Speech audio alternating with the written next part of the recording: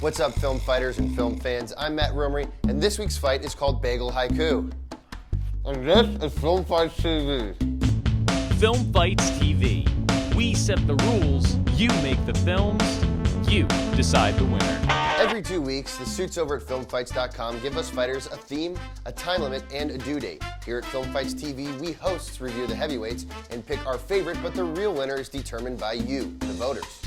You can also enter to win a $25 gift card by reviewing an entry or a $50 gift card for reviewing all of the submissions.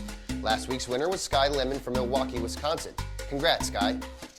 Okay, it's time for the reviews, and to prevent any spoilers, get your asses over to FilmFights.com and check out this week's films. First up, we have Gaze Into the Abyss by Anti-Productive Productions, who are headed by the engine that makes film fights run, the man behind the scenes and my boss, Tyler Dead Strange Hughes. For a 17-second short with only 3 shots, this sure was deep. I am a huge Werner Herzog fan, and I can definitely feel his influence on this one. You did an impressive job of elevating the mundane, unremarkable, everyday bagel into a philosophically thought-provoking device.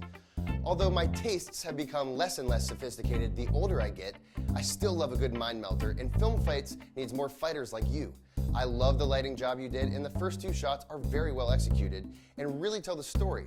However, I thought the 3rd shot, which in this case serves as the climax, was a little bit of a letdown. I would have loved to have seen a little more creativity, perhaps looking through the center of the bagel at the girl's face deep in thought, right before cutting to black.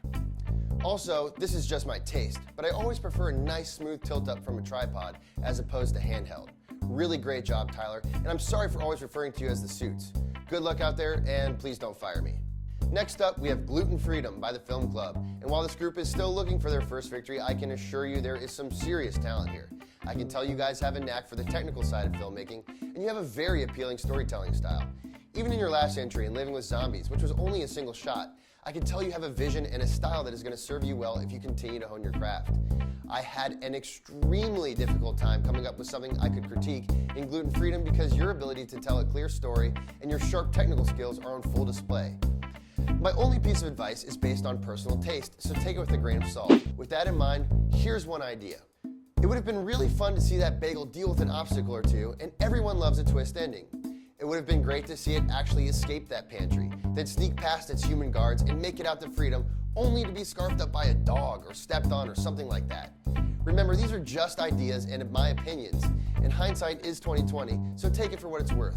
Besides that, great job, Film Club. Film Fights is lucky to have you, and I can't wait to see you continue to grow and evolve as a fighter. Last up, we have the #1 ranking film fighter in Film Fights history, and the man who started it all, Justin of One Trick Pony, with his short, Western Justice.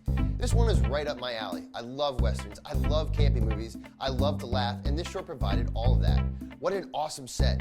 The cheap CGI and overacting are perfectly cheesy, and the ending shot of the Eaton poster was an awesome button.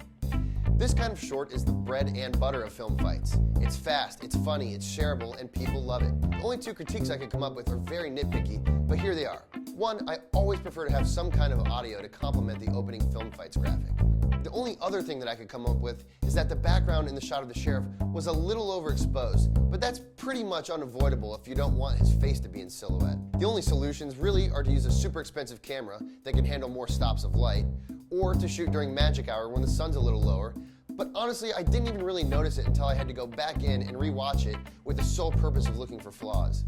Justin, awesome job, man. And I think I speak for all of us film fighters when I say thank you. Thank you so much for creating this awesome website.